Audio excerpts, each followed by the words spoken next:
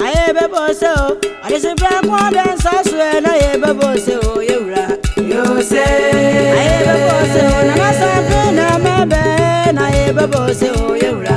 You say, aye bebo so wano bia wono say na ye bebo so yewra. You say, aye jenya bonya me na ye bebo so. Otoko ina bra ye na ye bebo so.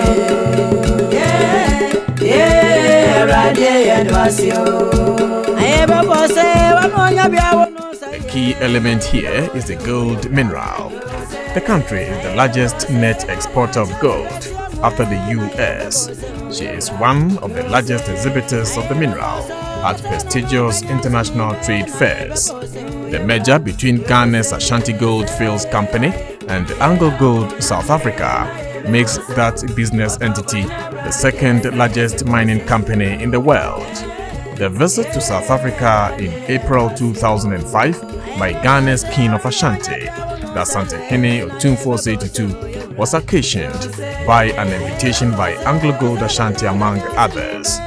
The top officials of the company, led by its president Dr. Sam Jonah of Ghana and the executive director Mr. Bobby Goldberg, met the Asantehene in Johannesburg, where they underscored the importance of his visit. As the traditional ruler in whose kingdom Ashanti Gold Fields lie, Otumfuo Osei Tutu has a special interest in the merger between Anglo Gold South Africa and Ashanti Gold Fields Company.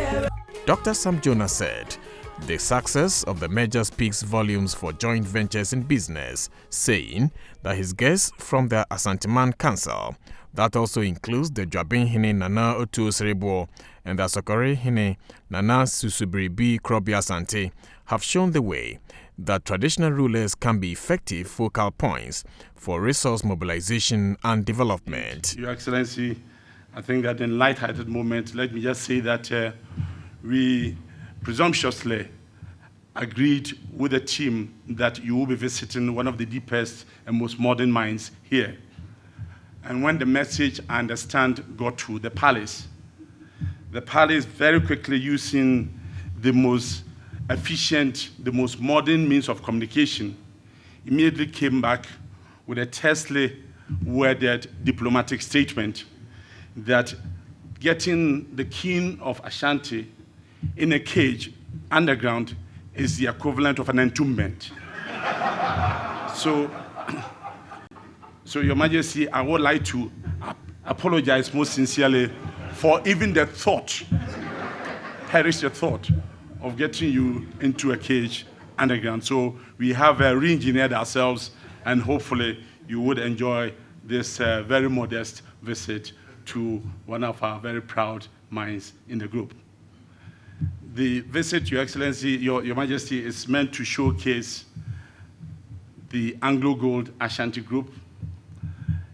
At the same time, it's meant to give you insights into what South Africa, as a country, which is a major trading partner of Ghana, offers and can offer. And we hope that you will, no doubt, avail yourself of the opportunities that will be presented at the various meetings which we are organizing for you to have interactions with the business community. The Asantehene, on his part, said he's championing the cause of the people to alleviate poverty as well as help them to realize their full potentials.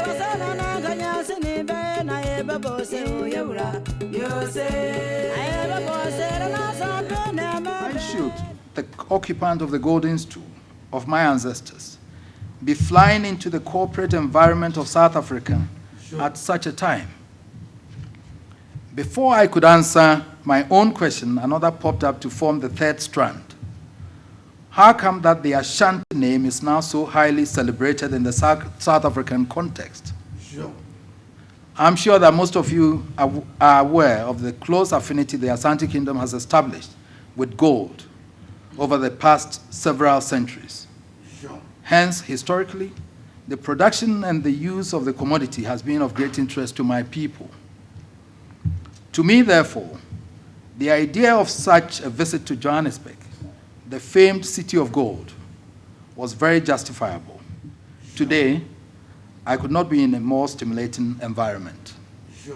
Ladies and gentlemen, I must now reveal that well before Bobby called on me at the Manshia Palace in the run-up to the merger, I had summoned independent business advisors who had briefed me fully about the importance of the proposal.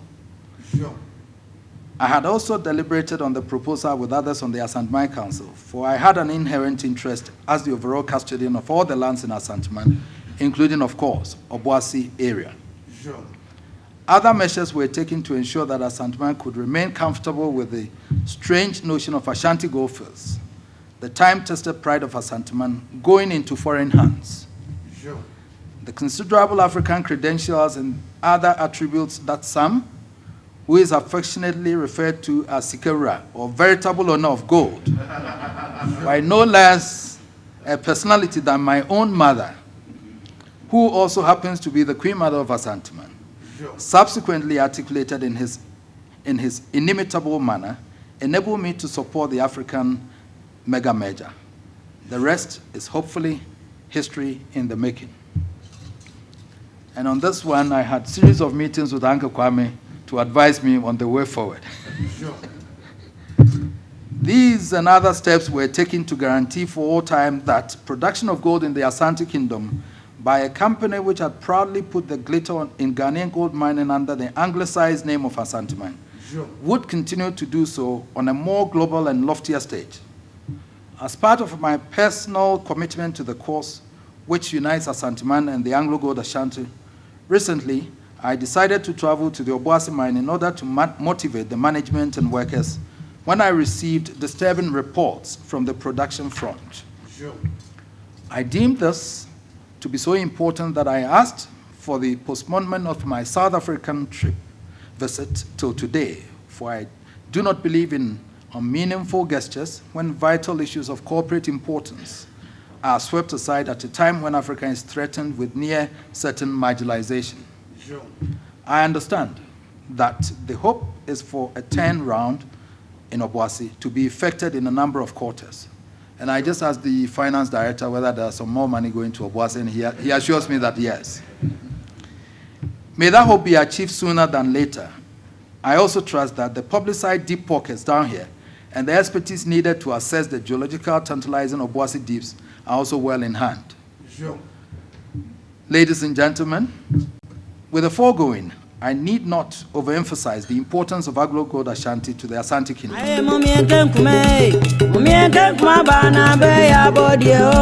I said Tutu go do for be abodio she be ya I said Tutu go do for abodio she be I am yen kwa bana be abodio I say bra kwa dance aswe abodio she be ya kwa bana be abodio I say bra kwa dance aswe abodio she be ya Yengen kwa bana be abodio ajoba magoko funye abodio shebega yengen kwa bana be abodio ajoba magoko funye abodio shebega yengen kwa bana be abodio anabwachi na mebe abodio shebega yengen kwa bana be abodio anabwachi na mebe abodio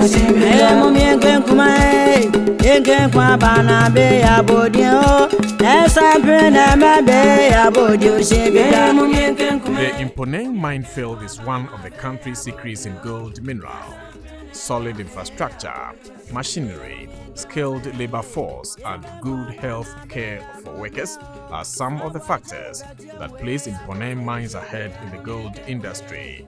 It has heavy installations and the state-of-the-art equipment to undertake exploratory activities.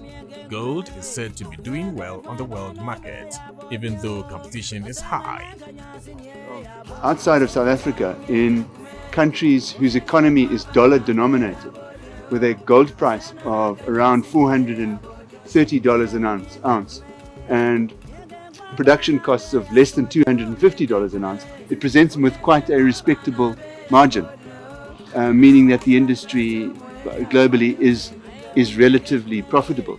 However, many of the gold-producing countries of the world are in strong local currency economies at the moment.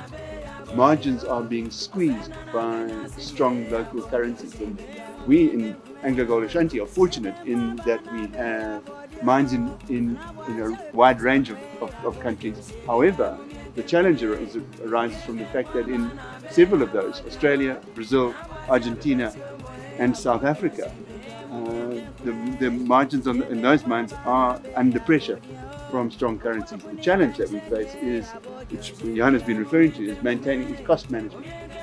To keep your costs at a respectable level in the face of strong currency. AngloGold Ashanti has an elaborate healthcare system. Its ultra-modern hospital takes care of company workers and their facilities, as well as the general public. The occupational and mine injury ward has shot up as the busiest because of work-related hazards. Reports say 67% of cases among workers are trauma-related. Brian Chickson is the medical director of AngloGold Ashanti. Dr. Chickson says, among other things, that workers found to be HIV positive are not relieved of their jobs, and the company is proactive in the war against the pandemic. South Africa has one of the highest incidents of HIV/AIDS in Africa. This place is the new operational room for some workers who were affected by a mine disaster at Mponeng. They now prepare a kind of safety material to minimize the impact of mining disasters. Minakagbo Dintlokotsi from Botswana, who got handicapped in the course of duty, works here. The engineering manager of Mponeng Mine, Peter Gesa, briefed the Asantehene Otumfuo Osei Tutu and his entourage about other areas of interest.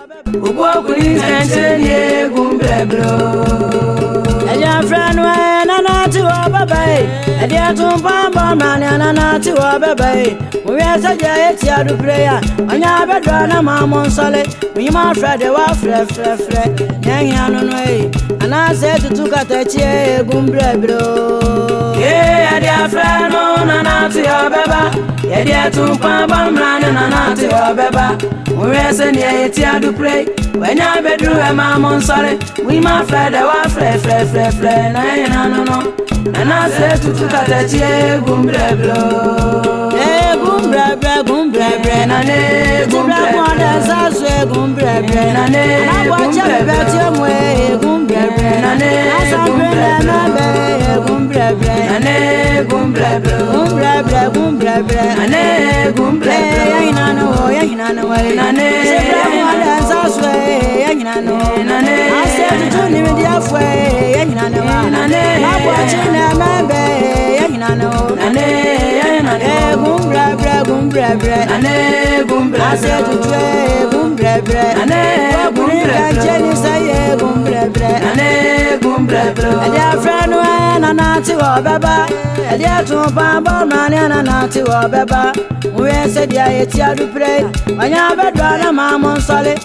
friend, and I said to Tutu, Gumbreblo, yeah, dear friend, no, na to your beba. Yeah, dear to Papa, man, and to your beba. We are sending it here to pray. When I bedroom, mamma. Touchdown in Cape Town. 3 minutes before hitting the tarmac, you probably got an aerial glimpse of mountain ridges and green vineyard patches. It's the Cape Wineland signal that good wine isn't far away. At the apex of the country's advancement is this legislative capital, described as the world's 10th most beautiful city. To be lucky enough to see that magnificent Table Mountain is a precious gift indeed. The earliest known name of the mountain is Hori Kwako.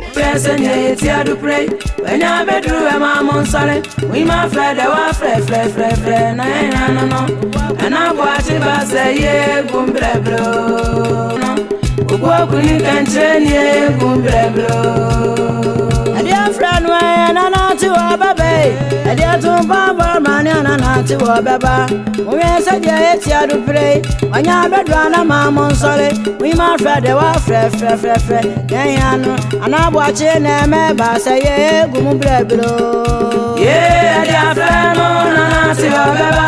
Yeah, dear two pound man, Nana, see your beba. We are saying it's here to pray. When you're bedroom, I'm sorry. We my friend, our friend, no, and I'm watching us say, yeah, boom, blah, blah, nane, boom, blah, watching bay, and no one, and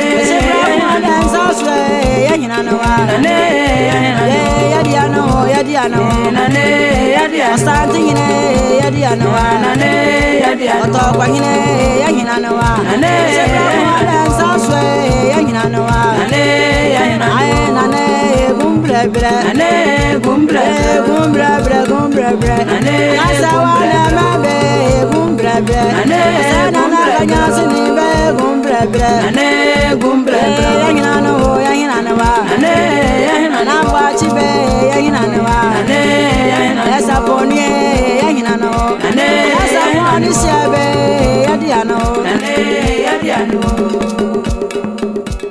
Whether your taste is for fine traditional pieces or bold new avant designs, gold can be shaped to your desires in South Africa. Oro Africa Jewelry Company, based in Cape Town, has carved a niche for itself in the gold industry. Today, Oro Africa is the largest jewelry distributor in South Africa and also the largest exporter. Oro's export destinations include the US, UK, New Zealand and Mauritius. The company also exhibits at Italy's premier trade show in Vicenza 3 times a year. Anglo Gold Ashanti, one of the largest gold mining companies in the world, has a 25% stake in Oro Africa. The Asantehene, the king of Ashanti, Ghana's land of gold, was at Oro Africa to see things for himself. Otumfuo's delegation and the management of Oro Africa engaged in extensive discussions aimed at finding ways of collaboration. They were received by Messrs. Gary and Stephen Nathan, the 2 brothers managing the company. The 2 sides agreed in principle about a form of exchange program under which students of the jewelry department of the Kwame Nkrumah University of Science and Technology (NUST) will barter their labor for skill training during practical attachment course with Oro Africa. A member of the Asantehene's entourage, Dr. Donkofojo, who is also an investment consultant, said South Africa has comparative advantage in the gold industry, and this must play out to the benefit of all others in business with them. I think I'm very impressed. To be quite honest, you wouldn't have believed their turnover in a year is $60 million. I just asked them. And all that they are doing is producing 14 karat, 9 karat and 18 karat gold, and sometimes white gold. Now I think for me, what I would like to do is to get Ashanti Anglo Gold to bring in some of our artisans over here, for them to learn the skill and impart it to us in Ghana. Because if we were in India, for instance, we could very well set up a cottage industry, and this will reduce the number of our children selling dog chains. Rather than sell dog chains, they could in fact be working on making, chains, which is of high value. They haven't spent too much. In fact, the man was telling us an Italian company has just folded up and they're buying it. They're doing it because everything they're doing depends on skill. And that is what I recommend, to our country. I think it takes many things to make you competitive in this business. One is the correct financial structure and availability of gold and finance in order to finance customers and to finance the pipeline. 2 is skilled laborers, skilled and knowledgeable workforce. 3, knowledge of the markets, understanding what the customers want. 4, having technology and a safe and secure environment to produce. I think Oro Africa's got all of those things. And today we're the 3rd biggest factory supplier outside of the United States that supplies gold chain into the United States. So it must say that we're doing something right.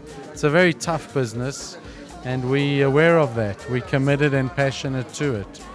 So I think we can be competitive. And we are competitive. You say.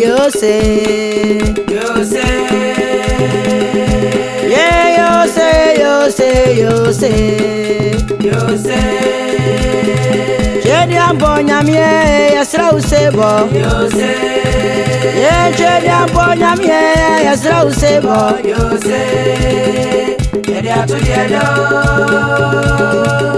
Asasa suma fata krocha mansa babla fona yewo. Amampiniye. Nase tutu anama pleno. Everadie niebe bose yose. Gold resonates with riches, priceless beauty, desirability, and success. Gold jewelry is now available in such a broad range of styles here that it has become accessible to everyone.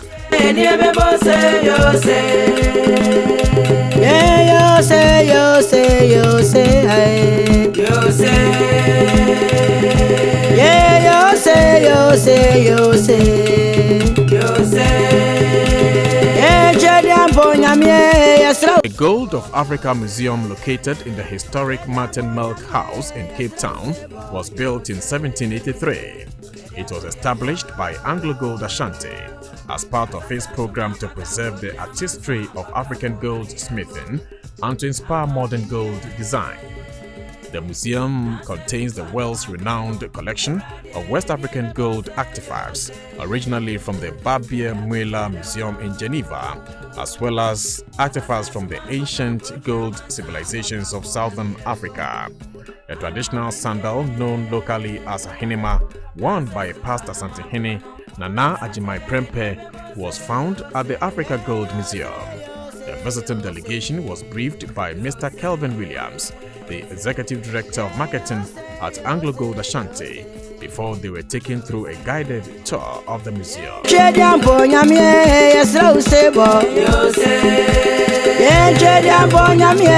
the Akan Royal Courts of West Africa, regal artifacts are used to legitimize royal authority. A dazzling array of artifacts, forged, beaten, and leaved in gold, are created by goldsmiths and artisans under the patronage of powerful chiefs and kings. Craftsmen are inspired by Akan languages that are metaphorically rich, colorful, subtle, and suggestive. The imagery of these languages is evident in the thousands of motifs found in the arts of the Akan, particularly the people of Ashanti in Ghana. Each motif has one or more meanings and associated proverbs usually describing the power and majesty of the king. The symbolic meaning of the king holding an egg is that authority must be exercised with care. The Sankofa bird with its head turned backwards symbolizes the proverb, "Pick it up if it falls behind you," meaning learn from the past. When the mudfish swallows something, it does so for its master, the master being the crocodile with which it lives in close association. The word picture meaning is that the chief benefits from the success of his subjects. Visitors to the museum can see local goldsmiths using South African gold to design, prototype, and manufacture exquisite pieces of jewelry, some of which are later sold. Still in Cape Town, the delegation was at the South African Parliament to confer with the leadership of the House. They were received by the chairman of the National Council of Provinces, considered the upper chamber, and the woman speaker of the House. The symbol of the parliament is a rod cast in gold, with the head normally tilted towards the majority end of the House and the smaller side pointing at where the minority are seated. The location of the parliamentary building was informed by an interesting historical backdrop. A group of people of Indian descent who shipwrecked on their way to trade in spices were believed to have taken refuge here. The group later discussed politics. The portrait of Anglo Gold Ashanti's president, Ghana's Dr. Sam Jonah, is one of the monumental images posted on the walls of the South African Parliamentary Building. The Asantehene also paid a courtesy call on the South African National House of Traditional Leaders, NHTL, in Pretoria, one of the institutions which occasioned his visit. The Legislative Act establishing National House of Traditional Leaders stipulates the terms and objectives of the NHTL. This includes the promotion of the role of traditional leadership within a constitutional dispensation, as well as enhancing the unity and understanding among traditional communities. Otumfuo Tutu's position on traditional rule in contemporary political governance is well known. He had advocated at several international fora about the need for a coexistence between traditional systems and the modern state apparatus. For the 16th occupant of the golden stool of Ashanti in Ghana, it is only when chiefs are fully incorporated in political administrations that the art of governance can be said to have captured the totality of human beliefs and concerns. His thought-provoking speech was heralded by an impressive footnote by the Dwabinhene Nana Otumfuo. Before the Otumfuo speaks in public, a few words are said about him, so as to enable those around to appreciate his real position within the context of Ghana and chieftaincy in Africa. I have the singular honor and pleasure to perform that duty on this occasion. Before I introduce him, however, it may be instructive to set it in a historical perspective by saying a few words about the kingdom of Asante before coming on to the specifics of the person who is the current Osei, 17th century by King Osei I. King Osei Tutu believed in the dictum that in unity is strength, just as you believe, Chairperson. And King Osei Tutu used his best endeavors and most persevering efforts to ensure that the other four chiefdoms surrendered their independence and sovereignty to come together to form a union to ensure the progress and long-term survival. Otumfuo's the first efforts were, however, seen by others from myopic perspective. They felt that he had got the chiefdoms together with a view to prosecuting a war, and therefore uncharitably described the union in P as Esa Uti. In other words, for the sake of war. So, in time, this Asante got corrupted into Asante, and the British did not do better by calling it Ashanti. So, the efforts of Otumfuo, as I said, was seen from this perspective. That's notwithstanding, the union thrived. And on the day that the union was to be outlawed, King Osei Tutu I invited his spiritual advisor and traditional priest.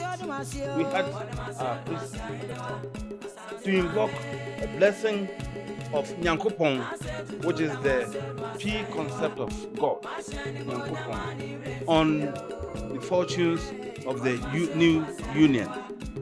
In fact, it was King Osei Tutu's intention that the foundations of the union should derive from God himself and nobody else. And legend has it that on the day that the king's priest and spiritual advisor was praying, a prayer which lasted long, with a lot of dance, with a lot of ceremony, with a lot of simulations and other things. At the tail end of it, the whole atmosphere was enveloped in a dark cloud, from whence the golden stool came down from the heavens and landed on the lap of King Osei Tutu I. The traditional priest, Komfanochi, then interpreted this as the soul of the union and the symbol of unity of the Ashanti. Therefore, gold and Ashanti have been synonymous since the time of the founding of the Union. The Union grew in strength through alliances, amalgamations, and wars of conquest, to the extent that at the turn of the 18th century, the Asante Union occupied a territory, a land area bigger than present-day Ghana. It extended to the Ivory Coast, to Togo, and even to Burkina Faso. The King's Court became a veritable hub of activity, with ambassadors coming from all over the world to exchange treaties for trade, for commerce, and what have you. Similarly, the King also sent ambassadors to European countries like Denmark, to Holland, and other areas with a view to representing the interests of Asante in those capitals. Surely, an elaborate administrative machinery was put in place to prosecute the affairs of state. And 2 European visitors to the King's Court in the 18th century could not help but commend it to their government staff. I'm referring specifically to the visits to Kumasi of Bowditch and Bukui. However, the fortunes of the Union were threatened by what was happening around Africa at that time, with the Europeans scramble for Africa, with the French going in for Belgium, the Belgians, carving Congo for themselves for King Leopold, the French coming into Ivory Coast and Togoland, and the British looking for colonies.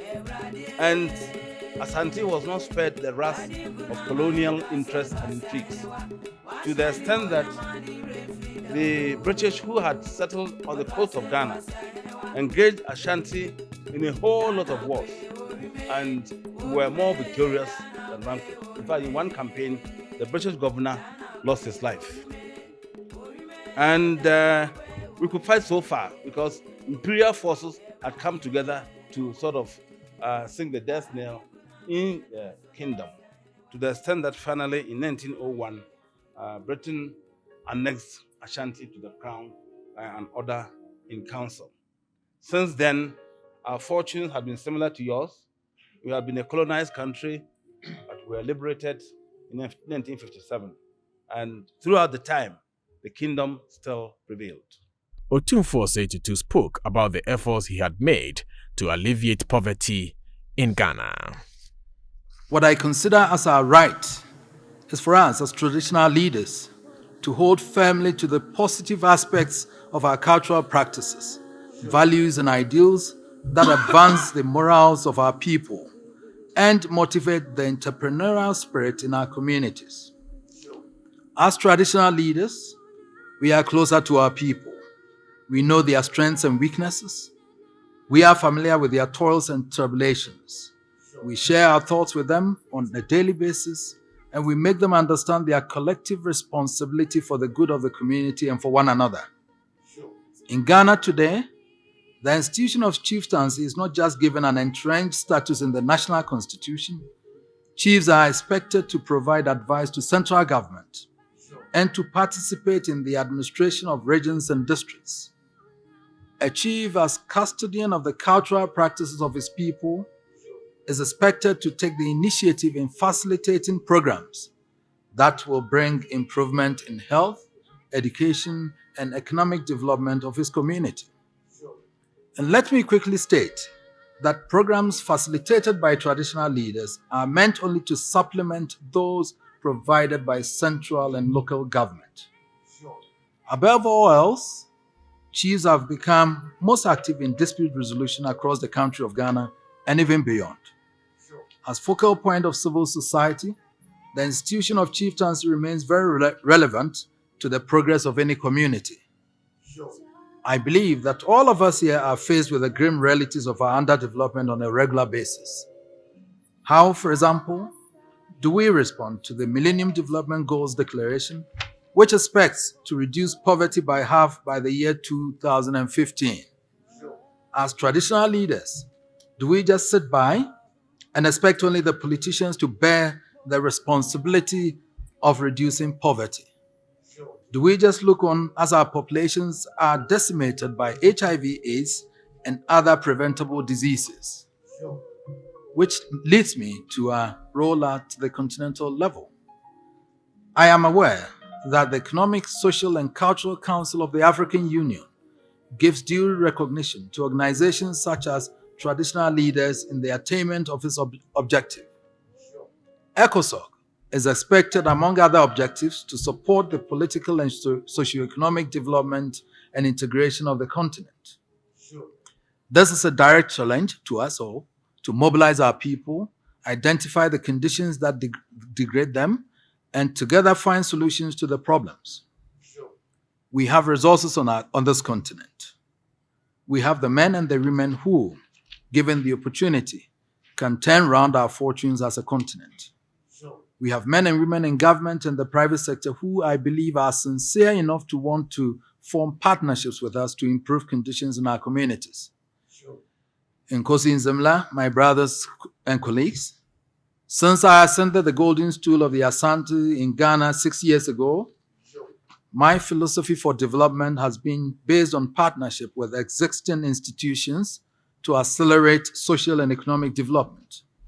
My attitude and that of my chiefs has been to consider ourselves as partners in development. We partner with local government bodies, with central government, with the private sector, and even with international donor agencies. In the first year of my reign, I challenged the World Bank to consider granting us support for our development projects in Ashanti. I'm proud to say that a 5 million grant provided at Santiman is currently assisting a number of traditional councils and communities in improving conditions in health, education, capacity building, and preservation of culture. Monsami enko kumasi adu ampo Frenchi no sante hina freye. Otumfuo se Tutu ampo nyina moa. Kotoko ino tikoko so na efreye. Wo frefre ne ma de se. Bunkum ne nifa wa hinie. Konteni akwama ya hobo dadada. Jasefo am ya homne so amadonti atene. We di asante mae. Monsal wa kama yenko kumasi adu ampo Frenchi. Yenko kumasi adu ampo Frenchi damra yenu musubini. Usubini nchedi ne kumasi ni. Obe chojula. Na sampe mbasa esu obe chojula. Obe chojula diye jula sante mai. Musumru be mano homleso. President Thabo Mbeki delayed his flight to Indonesia, where the second Afro-Asian Summit took place, to meet with Otumfuo Tutu at his official residence in Pretoria. President Mbeki and Otumfuo Tutu have come to represent the political and traditional strands of diplomacy. Since taking over from Nelson Mandela in post-apartheid South Africa, President Mbeki has keenly pursued a path of conflict resolution in Africa and elsewhere in the continent. He has particularly led peace talks on strife-torn areas on the continent, as Côte d'Ivoire, the Great Lakes region where DR Congo is a major player, and Mugabe-led Zimbabwe. On his part, Otumfuo Tutu has become a centripetal unifying force in Ghana. President Mbeki commended him for mediating in the Dagbang crisis in the north of Ghana and speaking about peace on the African continent.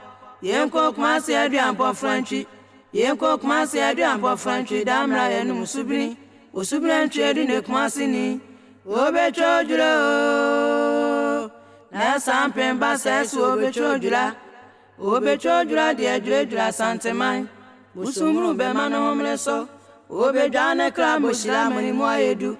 We di asante mae. Ene di ayate dene. Yen fonse bone yon chwanse kotoko hini se. Otumfuo se tu nyankasi ya bebi ewe. Yedo asio. Yedo ase do ase ahine wa. Asante mate dene. Obe chojuro. Na sampe mbasa esu obe chojura. Obe chojura di ajojura asante mae. Busumunu be mano homleso. Obe jane krabo shila mani moyedu. We di asante mae. Ene di ayate dene. Yemfo se bone nyonto ase kotoko hene se Otumfuo Osei tu nyankase abebiewe Yedo asio Yedo ase do ase ahenewa. The Asantehene also visited Madiba Nelson Mandela, who had also invited him to South Africa. Nelson Mandela, who is an icon of global statesmanship and peace, became South Africa's first black president in 1994 after his 27-year incarceration on the Robben Island by the then white minority rulers. Madiba's tenacity, courage and determination in the face of persecution has come to symbolize the ideals of democracy and civilized rule that global celebrities find an uncommon satisfaction in meeting with the old man even makes him a super celebrity, some say. Nanoto Sribo read the citation that accompanied the honor. Your resistant spirit, unparalleled in contemporary history, led you to fight vigorously against the evil apartheid system. You consistently refused to compromise your mission to obtain equality. Even after your release from prison, your struggle to ensure justice and equal rights for all continued wherever you found yourself. What do you ladies think about Mandela? Legendary Mandela. I would love to meet him. I think that he has brought us very far, and I would just love to meet him. That's all I can say. Nelson Mandela, you know, in itself is a legend. Like you said, legendary Nelson Mandela. He is a very good man. Since 1994, you know, things have changed in South Africa, in Cape Town especially. We have Robben Island in the distance. When you go to the waterfront, you can see Robben Island. That's where Nelson Mandela was in prison for 27 years. He's a very good man. In my village, the first church that was ever built in Ashanti, sometime in the 1600s. 1600s? Yes, it's within my town. It is called the Osei Tutu Nyamekesie. Nyamekesie literally means the bigger God. And as a matter of fact, we call it the sky god. Nyamekesie and Osei. A lot of people don't know about this. And this project is going to bring out that church for people to know that even during the Osei Tutu's time, the Ashantis knew about God. I am happy that this project is happening. If the project becomes very successful, you can replicate or duplicate somewhere else, either in Otumfuo, in the northern region or in the Baltic region, to see that Otumfuo's vision is running across the country. Osei Leroy Molotlegi is the ruler of the Royal Bafokeng Kingdom of South Africa. His platinum-rich kingdom is regarded as the wealthiest in Africa. King Osei Leroy Molotlegi and his family were among the blacks who were driven from their ethnic homelands during the apartheid era. They returned from exile after the struggle against white minority rule succeeded in ushering democratic rule in South Africa 11 years ago. The king has his mother as the queen of the kingdom, while his two elder brothers, who were all heir apparent to the Bafokeng throne, have all passed away. The totem of the kingdom is the crocodile. The maternal queen had extended an invitation to Otumfuo Osei Tutu to visit the kingdom after she had attended the Daikese festival in Kumasi 2 years ago. The Asantehene was a guest of honor at the special sitting of the Supreme Council of the Bafokeng Kingdom.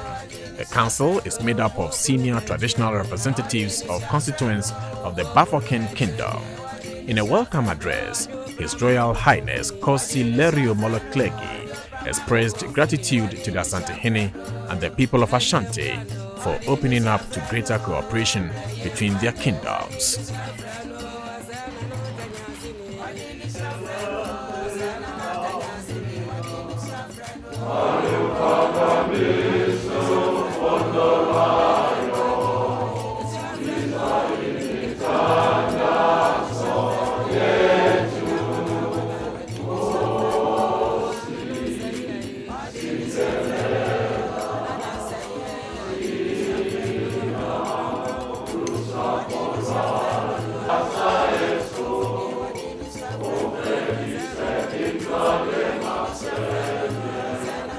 The king of the Bafokeng has built an Olympic-class stadium, earmarked as one of the venues for the 2010 World Cup, to be hosted by South Africa.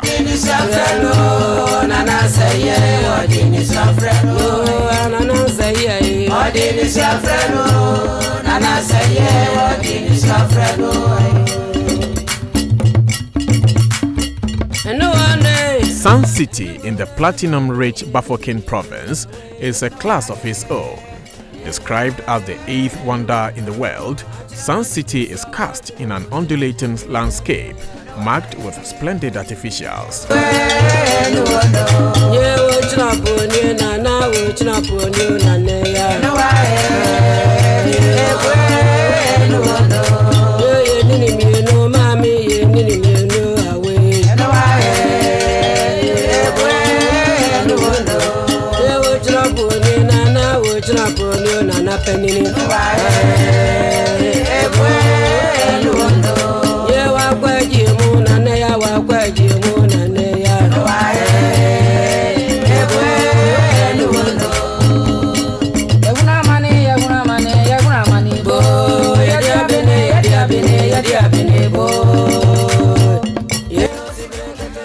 It includes those artificial water.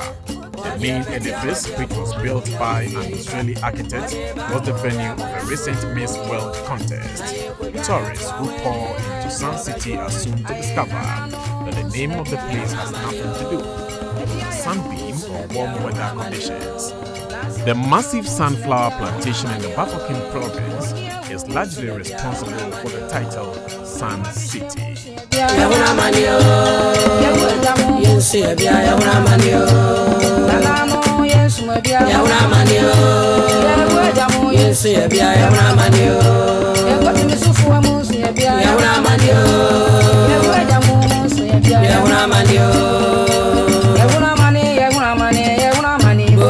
For 300 years, the weaving of kente, the rich multicolored national cloth of Ghana, has been the preserve of men. In the village of Bongre, 15 miles from the Ashanti regional capital of Kumasi, the majestic cloth was woven only by men because it was believed that the brain power needed for the design and the labor involved were beyond a woman's capabilities. Adages were also created to frighten women. For example, according to one saying, any woman who attempts to weave kente will die of a strange and painful death or become barren forever.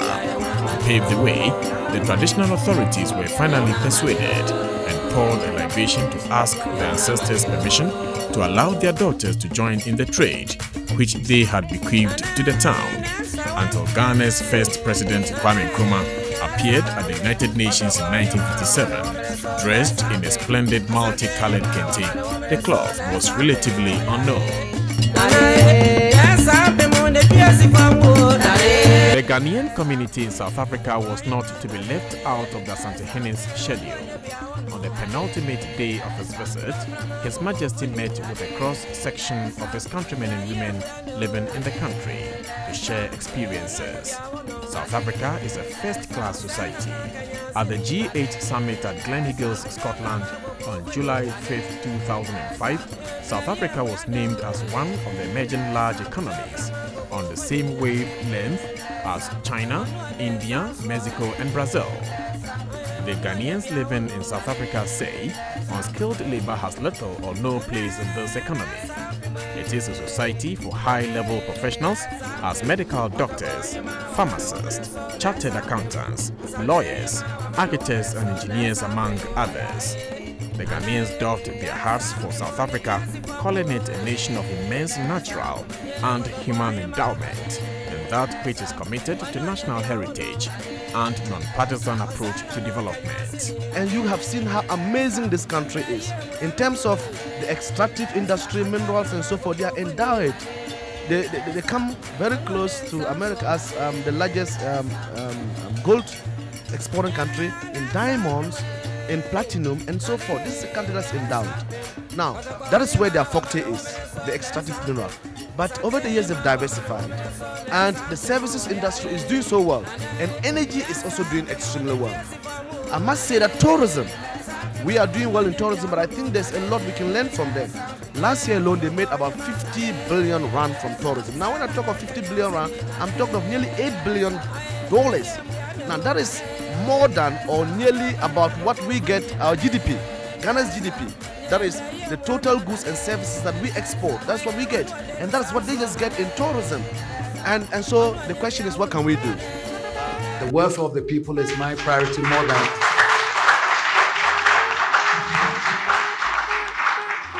the welfare of the people is more my priority than having the titles that people talk about. And the politics of it, of the Asante being this and that during Kufuor's time, is also something that makes me amused.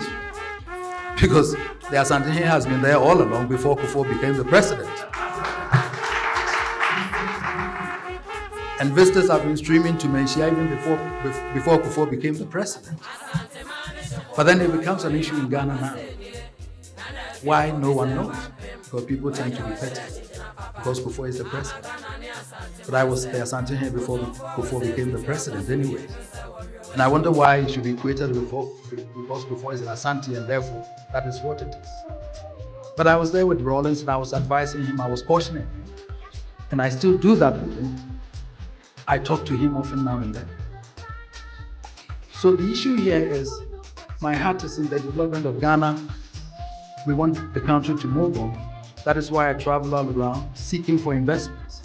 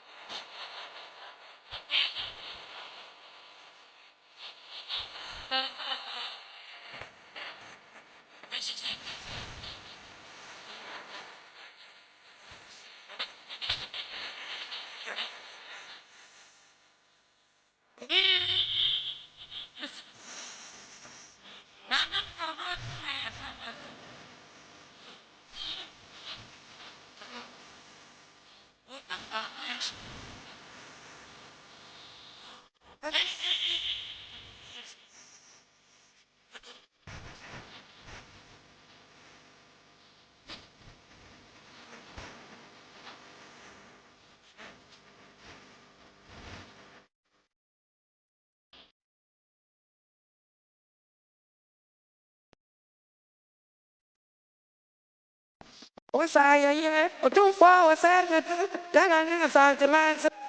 Asante Roundtable is acting with a dinner hosted by Dr. Sanjona of Anglo Ashanti Faith. Present at the function were top business executives and diplomats. Otumfuo left South Africa perhaps with one indelible mark on his mind. Ghana has something to learn from South Africa's example in terms of development. That the Ghanaian residents in Lesotho invited Asante to visit that country, and the government of neighboring Namibia also expressing interest in hosting him, summarizes the impact of his visit.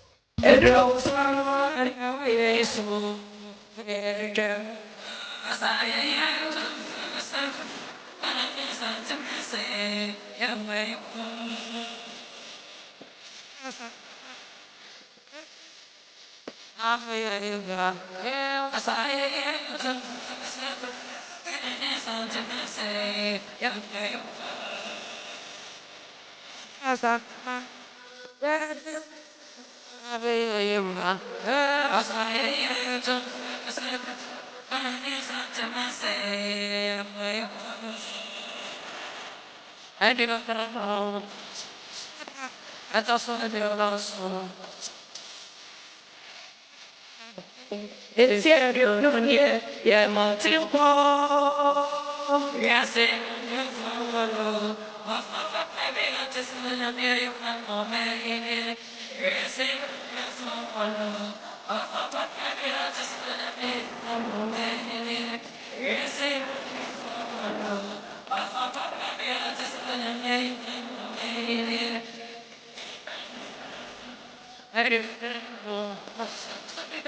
I thought so. Yes,